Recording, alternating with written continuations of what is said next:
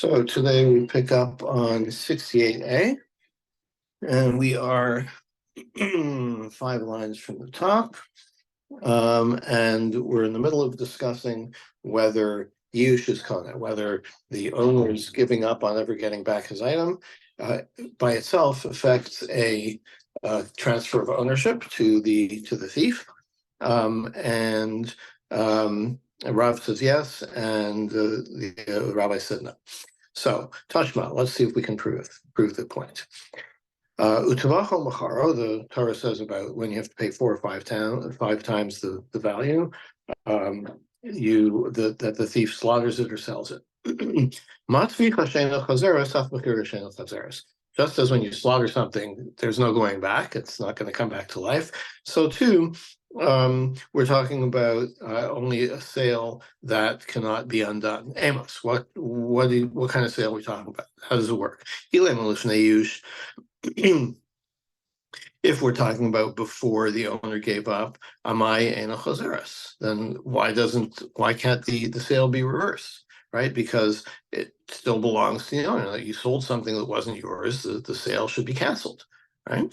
The thief, in other words, sold something that still belonged to the original owner, should be canceled. So it must be that after the owner gave up, and if you want to say that the thief acquires, gets ownership of the animal, then why does he have to pay 4 or 5 shalot?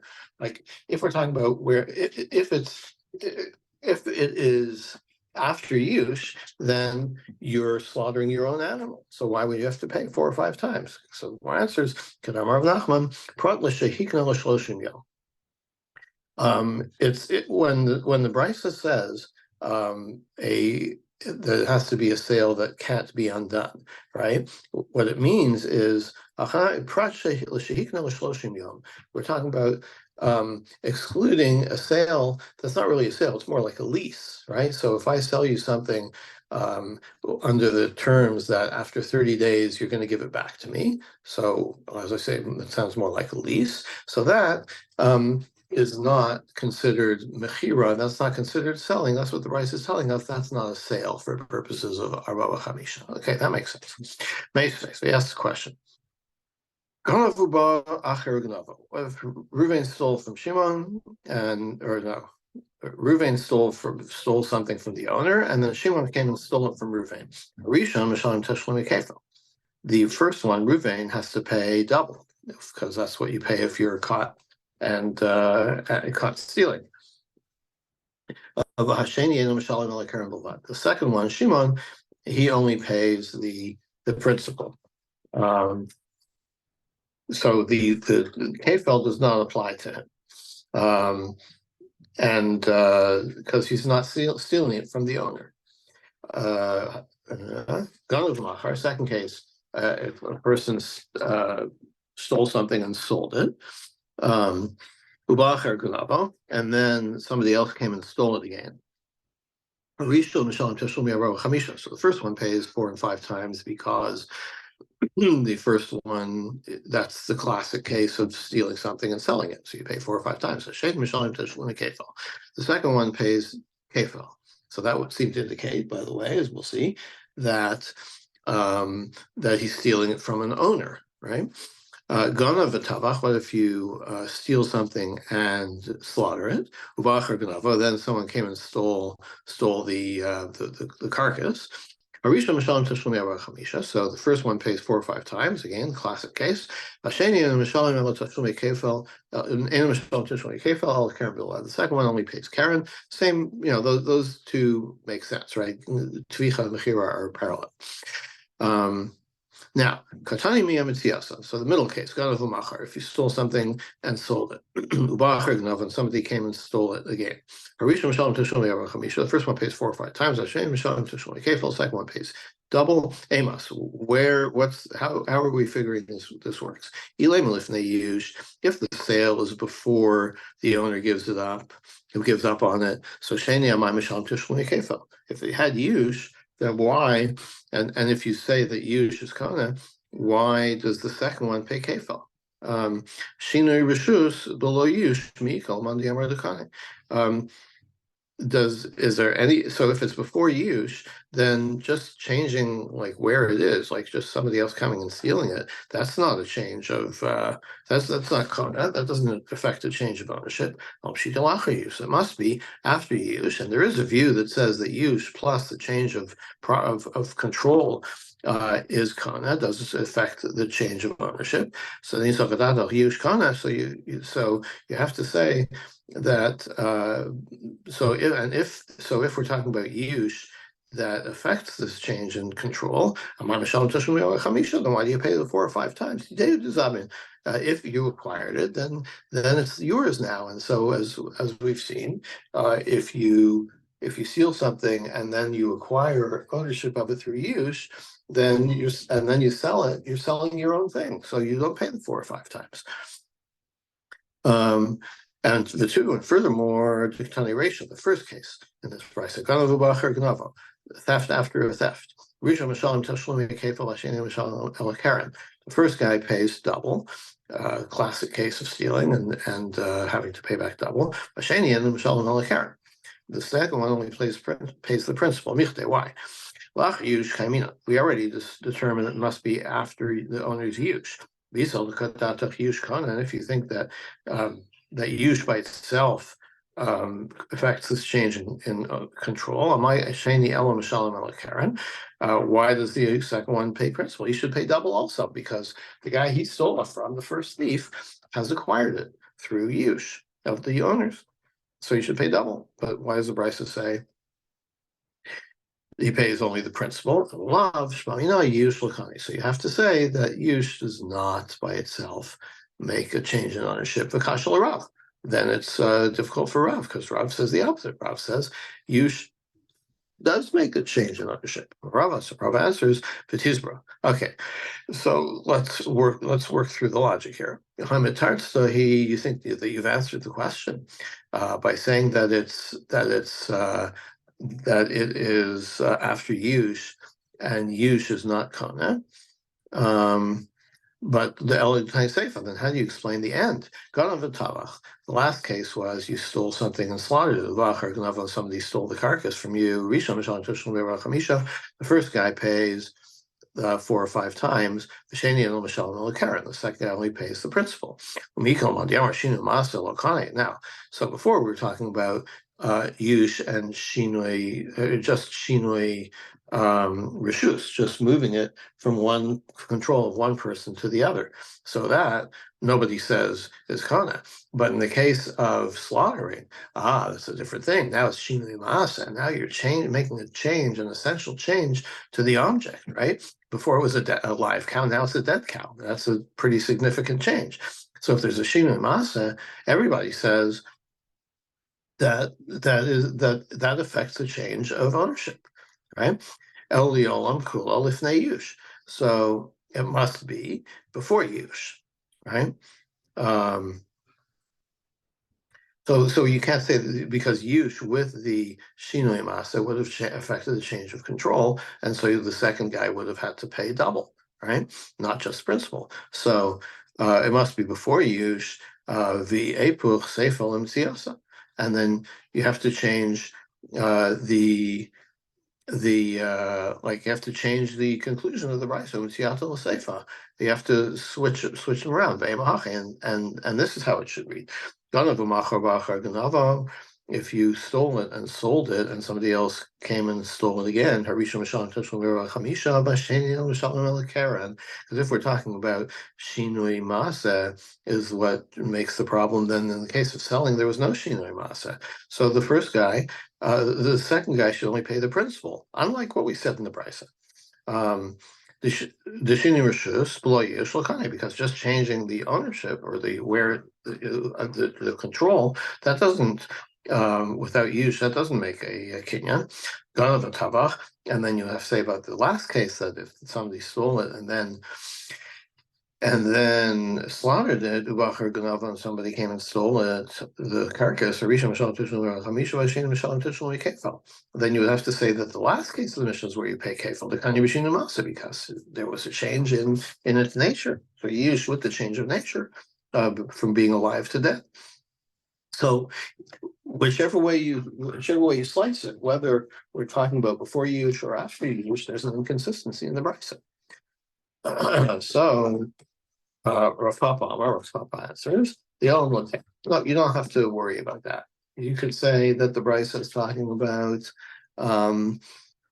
You could say the brisa is talking about after use, right? That the owner did have use on it, did give up on it, and the brisa can still make sense.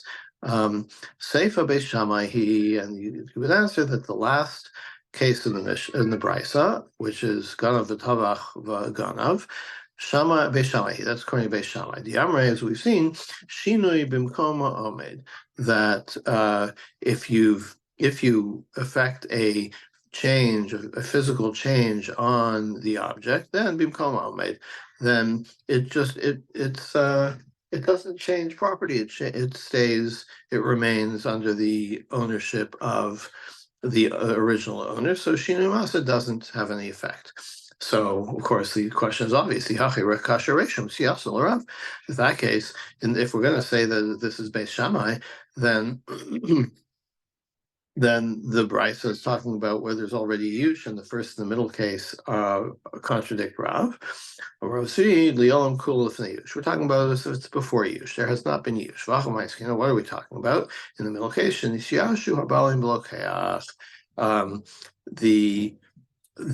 when did the use take place? After the sale, right? So it was stolen. They still hope to get it back, and then it gets sold, and then the owners give up on it.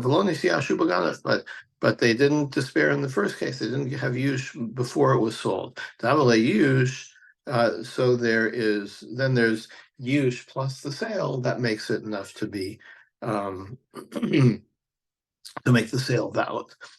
Below tema, and don't argue, mishum devina use Rishina Rishus, that the the brisa uses that case of the second guy who steals it is liable for kefil only in the second case, where the stealing and selling, and that you need use and change of reshus.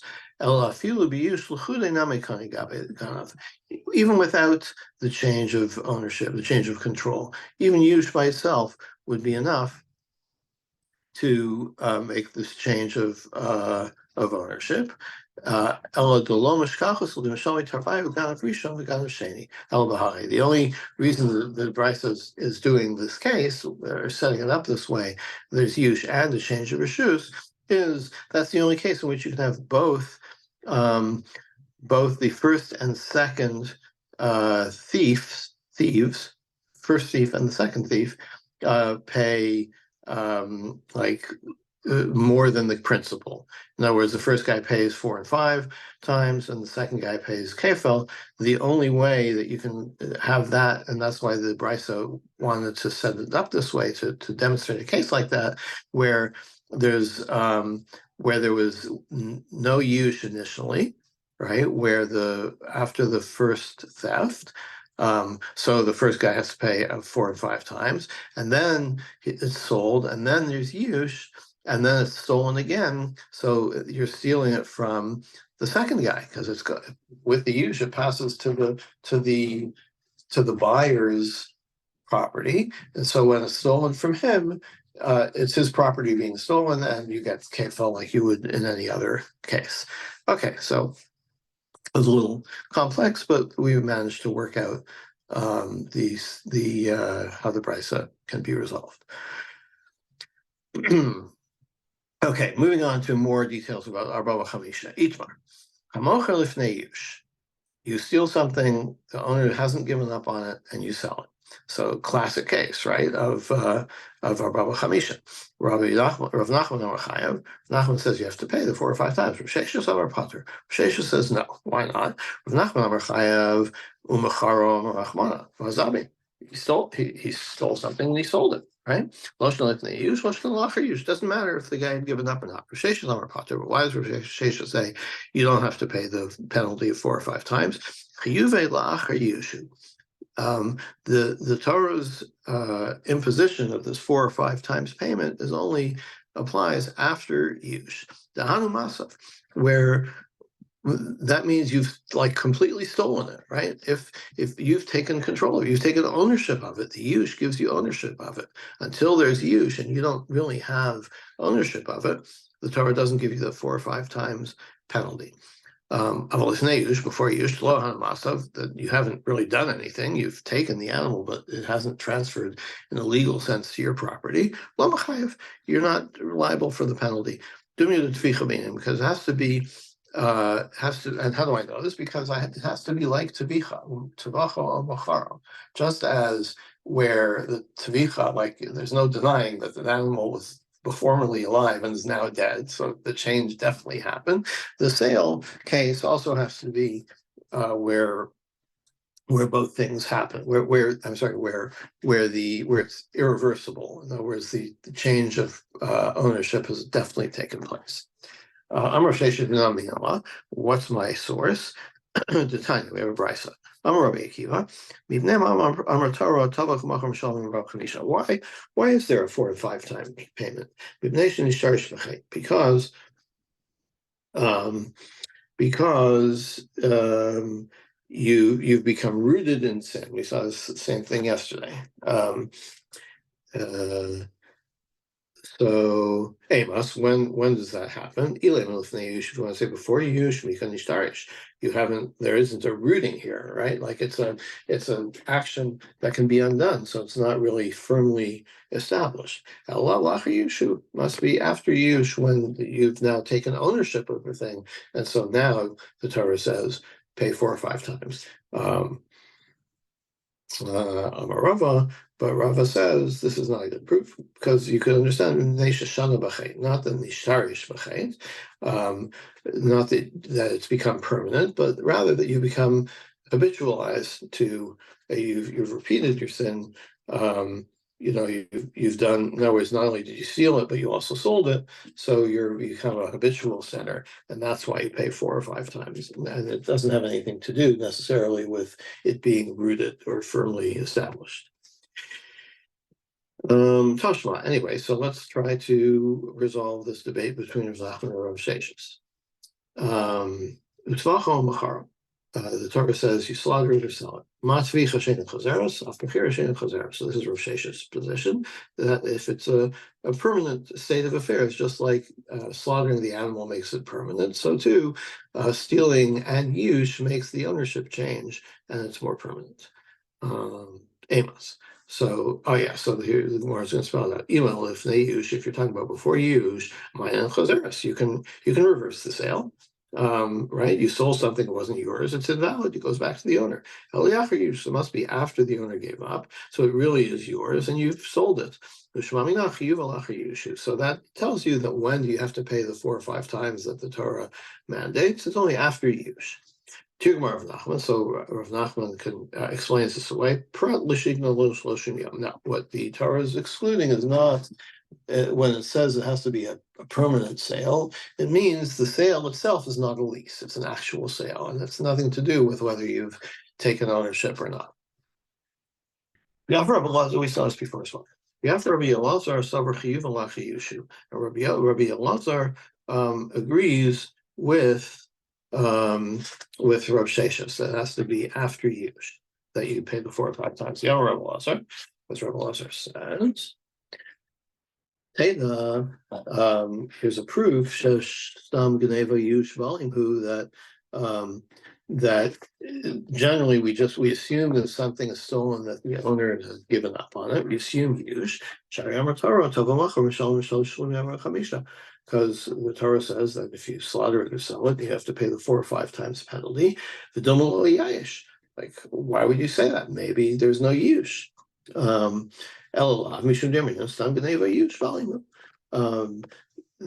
it must be that we assume that there's use, and that's why you pay 4 or 5 times. So this only makes sense if you think that yush is important here, right? That the 4 or 5 times is only after yush, and like Reb Sheshes.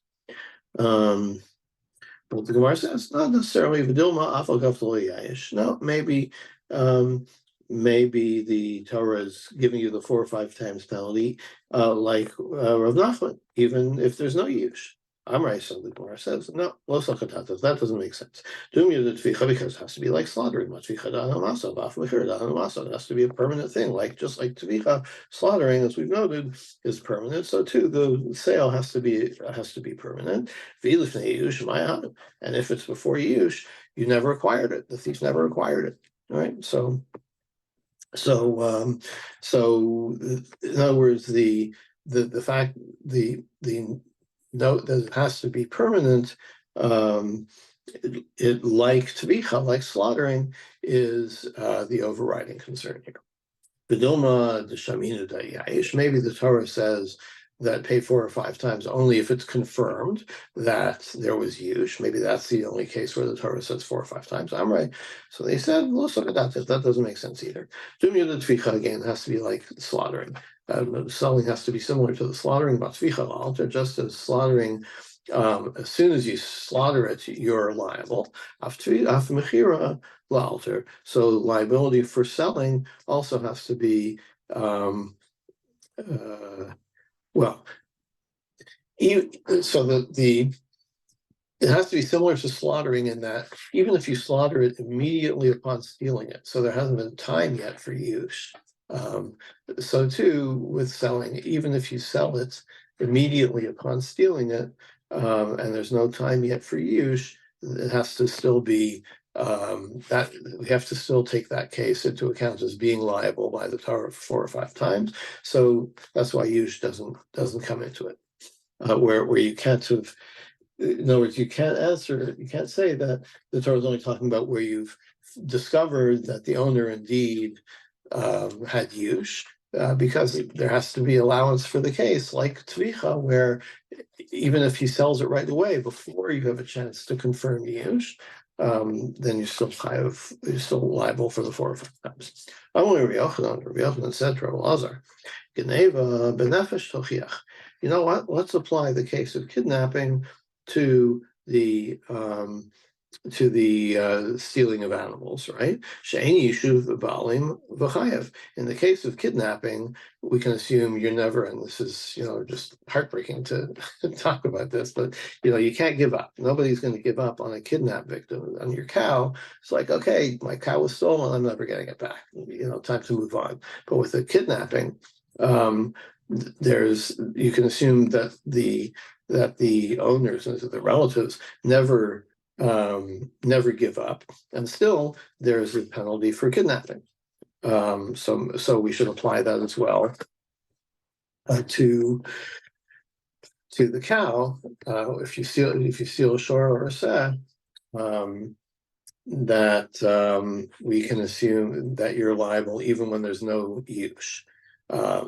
So Michlal, according to Rabbi Yochanan's statement, the Rabbi Yochanan lifnei yush chayav. So it looks like he's saying that even before yush, you still have to pay the 4 or 5 times. Lacher yush, what about afterwards? Like after there's yush, why don't you just say shalom tavach shalom lachar?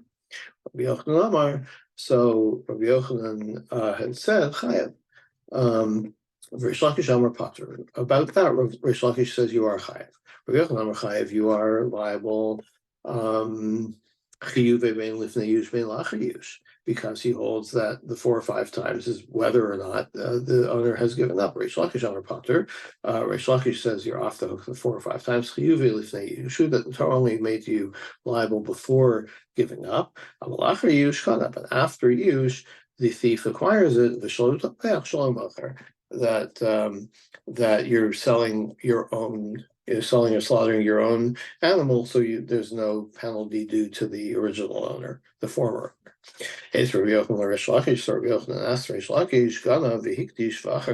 What about the case where you stole something and then you made it hekdesh, and then you slaughtered it? Okay, this Brisa says, this mission says, Mishalim Tashlumi Kefo, you do have to pay double. Eno Mishalim Tashlumi Chamisha, but not 4 or 5 times. Okay, interesting. So you pay the double, the Kefo, the double penalty, you pay even though it's been made hektish, right, before it was slaughtered. So you definitely stole it. And it was not a hektish animal, so you're liable for kefil. And then when you slaughtered it, it was already hektish. You had made it hektish already. So you're not liable because, as we've seen, you're not liable for these penalties if you steal or sell something that belongs to hektish.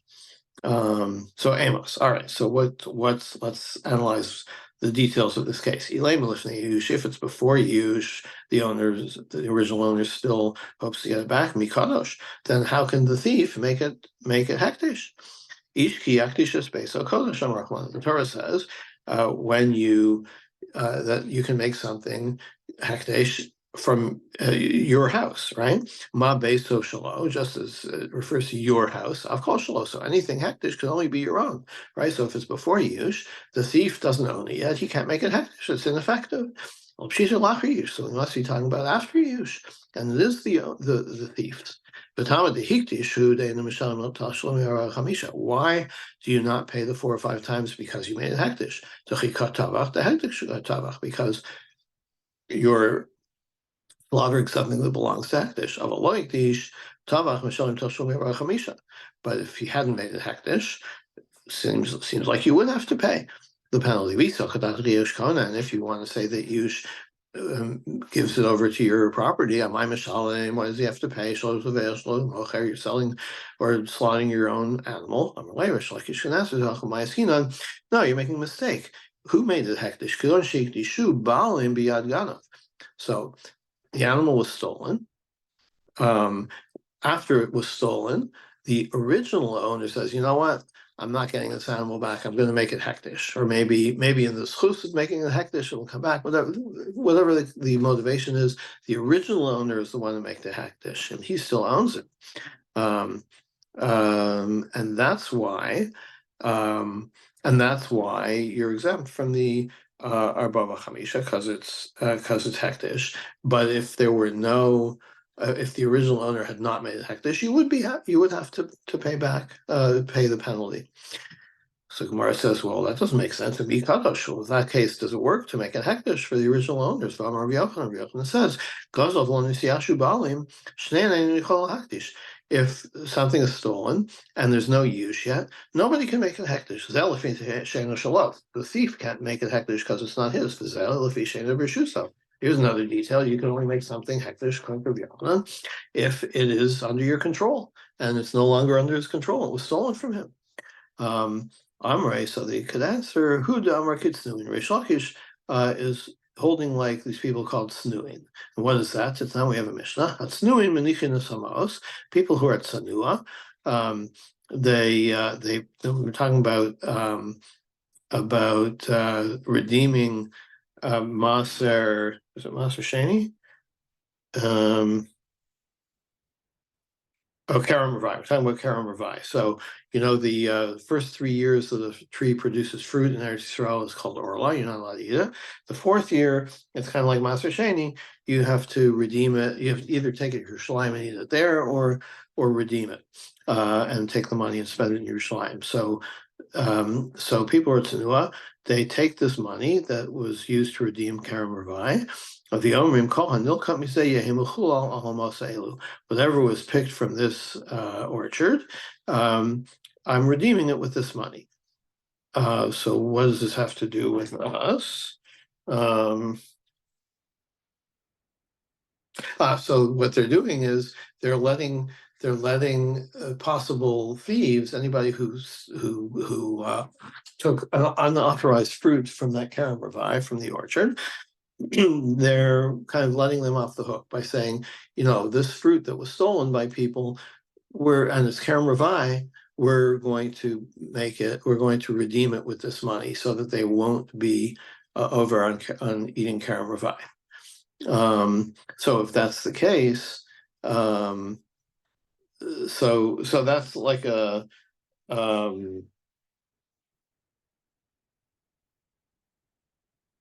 That practice indicates that you can still make something hektish, or in this case, redeem it from hektish, as it were, redeem it from Karen Ravai, even if it's no longer under your control. So there is such a view according to this Mishnah. So that's how we can resolve the statement of Rav Yochanan that nobody can make the stolen animal hektish because it's not under the original owner's control. It doesn't matter according to this snuing, because you can, according to them, you can effect redemption of hektish even when it's not under your control. But if the Mishnah is talking about where the owner made the animal hektish, so why does he have to pay kefil, right? It's the principal has been returned. Like if you're going to say the hektish counts, so he's original owner has kind of taken control back of the animal and transferred it to hektish. So that demonstrates that he has it he's taken it back that way. So why do you have to pay kefil?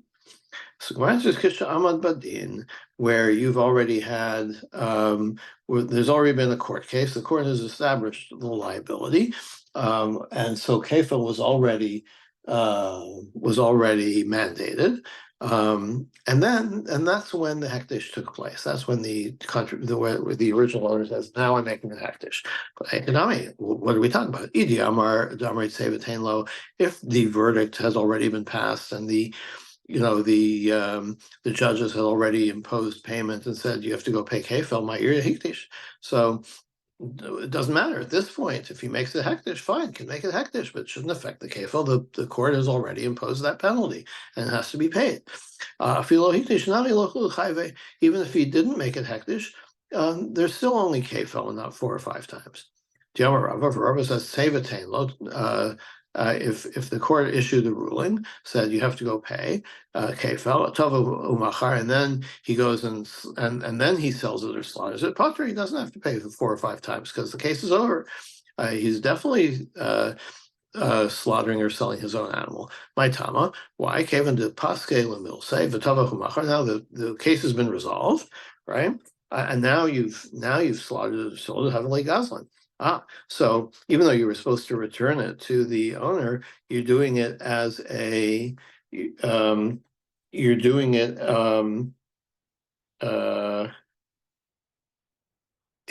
a new act of robbery, right? The gazlan ain't mishalim tashlum chamisha. You don't pay 4 or 5 times for that. You only pay kefil. But if the court had not had passed the verdict, they're sort of like, this is a case, it's a little unclear what the distinction here is, but there's like some interim phase where the thief is found guilty, but he hasn't yet been ordered to make the payments. They're just saying the court says this is a case of theft, right? But they haven't yet come down and say, now, go and pay him kefil. So if at that stage, if he slaughters it or sells it, you pay 4 or 5 times my tama.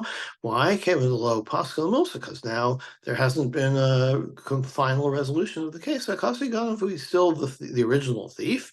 And so if he slaughters it and sells it at this point, he has to pay the 4 or 5 times. So if that's the case, so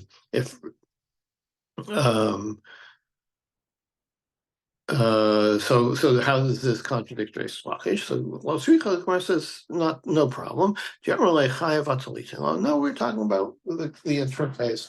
Reish Lakish will say, what is this? It's just a dispute about the or the way you get out of this, getting this brisa, this Mishnah to contradict your position is to say the Mishnah is talking about the other case, right? Either you want to say the case where the final verdict has not been handed down, or it has been handed down, depending on how you want the Mishnah to come out.